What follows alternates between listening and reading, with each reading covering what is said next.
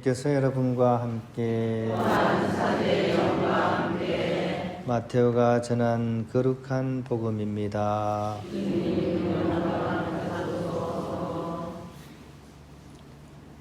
그때 예수님께서 제자들에게 이런 비유를 들어 말씀하셨다. 하늘나라는 어떤 사람이 여행을 떠나면서 종들을 불러 재산을 맡기는 것과 같다. 그는 각자의 능력에 따라 한 사람에게는 5 탈렌트, 다른 사람에게는 2 탈렌트, 또 다른 사람에게는 1 탈렌트를 주고 여행을 떠났다. 오랜 뒤에 종들의 주인이 와서 그들과 셈을 하게 되었다.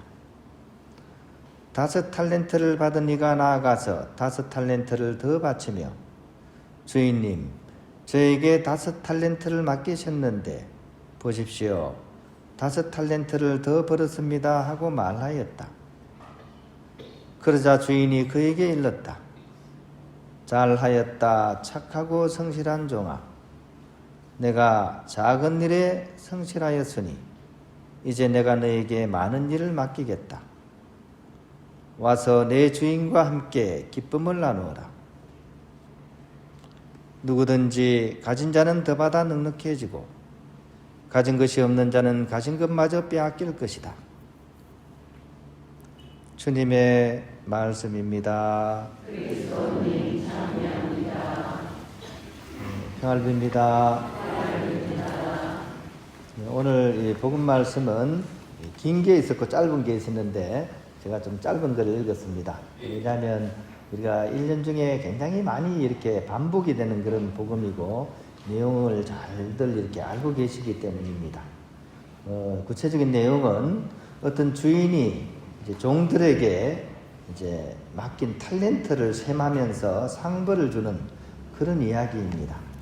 우리가 잘 알다시피 맨 마지막에 제가 들려드린 말씀, 가진 사람은 더 가져서 넉넉하고 없는 사람은 있는 것마저 빼앗긴다는 그런 말씀. 마치 이렇게 이해할 수도 있을 것 같아요. 현대 사회의 그런 빈익빈 부익부를 옹호하는 것처럼 들릴 수도 있어요.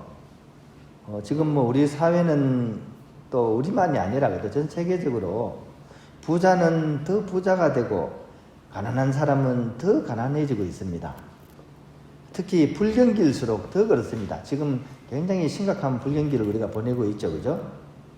이 가난한 사람들은 이럴 때 못 버팁니다, 그죠? 그래서 결국은 도산을 하거나 무너집니다. 이게 누가 가지게 될까요? 돈 많은 사람들이 싸게 사겠죠, 그죠? 그래서 이 불경기일수록 부자는 더 부자가 되기가 쉽습니다. 치부가 되는 거죠. 거기다가 지금 뭐 우리나라 정책은 부자 감세를 하고 있죠, 그죠? 돈이 많을수록 세금을 적게 내는 방향으로 지금 가고 있습니다.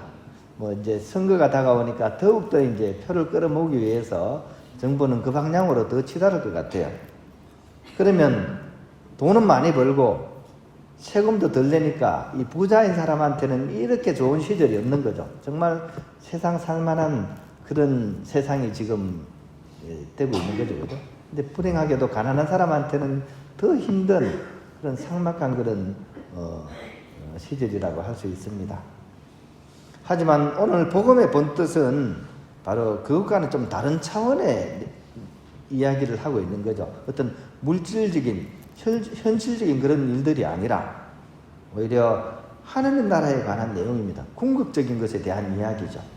복음은 항상 그렇게 궁극적인 것을 얘기합니다. 즉 하느님과 하느님 나라에 초점을 두고 있는 것이고 그것을 얻을 수 있는 우리의 상황에 대한 말씀입니다. 또 그 하느님 나라에 가기 위해서 꼭 필요한 사랑의 실천에 대한 그런 말씀이라고 우리가 이해를 하면 좋습니다. 그러면서도 이 하느님 나라를 향한 이런 삶 안에서도 마찬가지로 빈익빈 부익부의 현상이 벌어진다는 것을 또한 오늘 복음은 우리에게 일깨우고 있습니다.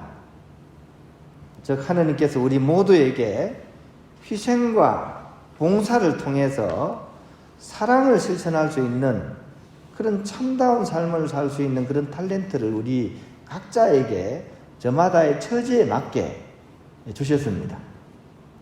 그래서 이것을 아끼고 숨겨둘 것이 아니라 쓸 수 있을 때 잘 써야 되고 또 쓰면 쓸수록 그것이 늘어나게 된다는 것을 알려주시는 그런 말씀입니다. 사실 사랑의 표현이라고 할 수 있는 희생과 봉사는 해본 사람만이 더 잘 알게 되고 하게 되는 것입니다.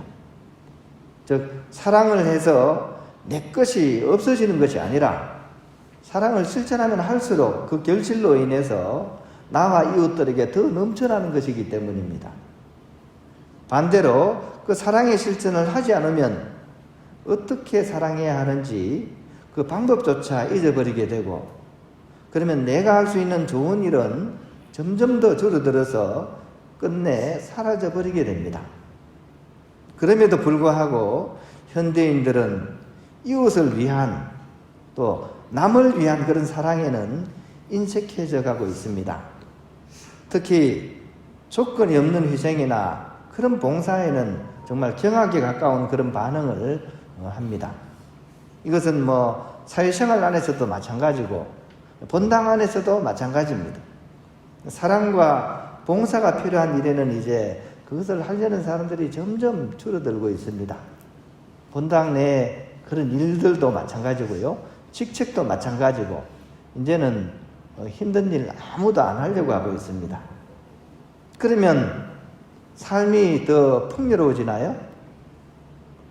안 하면 사실은 더 쪼그라듭니다. 삶이 더 쪼그라져요. 행복도 쪼그라들고요. 특히 지금의 젊은 세대는 이런 상황이 더 심해지는 것 같습니다.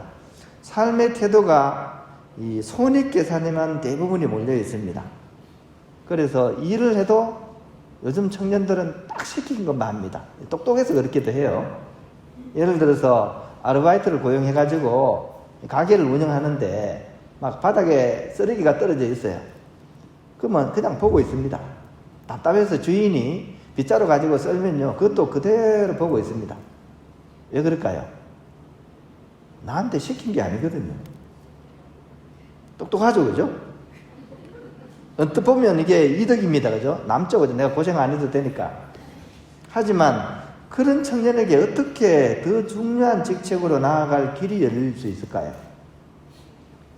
사람을 믿고 맡기고 쓸 수 있어야지 더 큰 기회가 열리는데, 또 사랑을 주고 받아야지 더 큰 사랑의 세계로 나갈 수 있는데, 그렇게만 생각하면 딱 그것밖에 못 얻습니다, 그죠? 더 큰 삶으로 나아갈 수가 없습니다. 힌트를 주는 그런 실화가 있습니다. 처음에는 그런 삶을 살았다가 나누는 삶을 통해서 삶의 반전을 이루신 분이 있습니다. 록펠러라는 분 아시죠? 그죠? 미국에 가면 록펠러 재단이 있어요. 기부를 많이 하는 그런 단체입니다. 이분이 33살 때 백만장자가 됐습니다. 석유 사업을 통해 가지고요. 그러다가 43살 때 미국 안에서 최고 부자가 되었고요. 그리고 다시 10년이 흘러서 53세가 되었을 때는 세계 최대의 갑부가 되었습니다. 아직까지도 세계 역사상 가장 많은 부를 축적한 사람이 록펠러입니다. 근데 이 사람은 그렇게 되기까지 행복하지 않았다 그래요. 그러다가 53세 최고 부자로 등극을 했지만 55세가 됐을 때 불치병에 걸린 겁니다. 그 영화다는 의사를 찾아가서 1년 이상 살지 못한다는 그런 사형 선고를 받게 됩니다. 그리고 이분이 최후의 검진을 위해서 휠체어를 타고 병원으로 들어갈 때 병원 로비에 붙어 있는 액자를 보게 됩니다. 그 액자에 이런 글이 적혀 있었습니다. 주는 사람이 받는 사람보다 행복하다.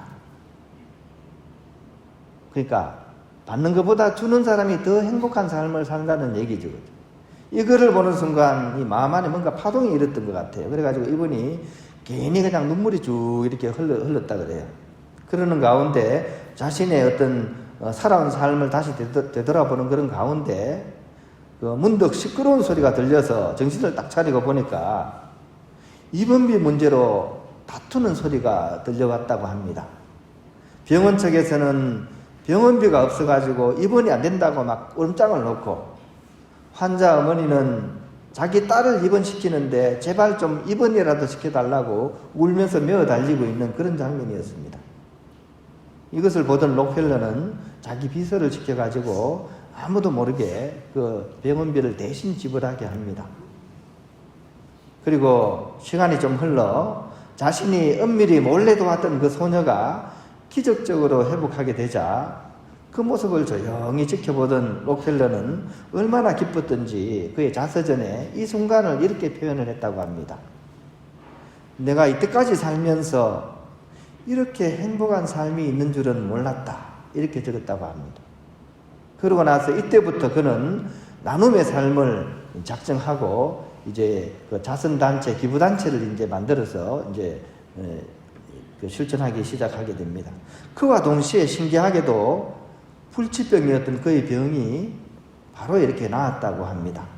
그래서 56세 때 죽어야 될 사람이 98세까지 살면서 이 나누는 삶에 힘썼다고 합니다. 그리고 맨 나중에 그는 회고록에 이렇게 적습니다. 내 인생 전반기 55년은 쫓기고 쫓기면서 살았지만 내 인생 후반기 43년은 참으로 행복하게 살았노라. 이렇게 자기 그 자서전의 회고록에 마지막을 적었다고 합니다.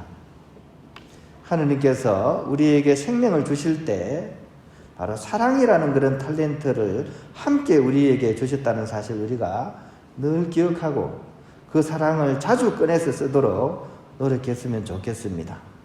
그러게 하게 될 때 마침내 우리는 하느님 나라의 그런 부자가 되게 될 것이라는 사실 우리가 꼭 기억하고 나의 어떤 재능들, 특히 내 마음에 숨겨진 하느님과 이웃을 위한 사랑의 이 탤런트, 이것을 이렇게 썩혀버리지 않도록 그렇게 했으면 좋겠습니다. 다시 한번 오늘 복음의 마지막 말씀을 기억하면서 우리의 삶을 또한 되돌아보면 좋겠습니다.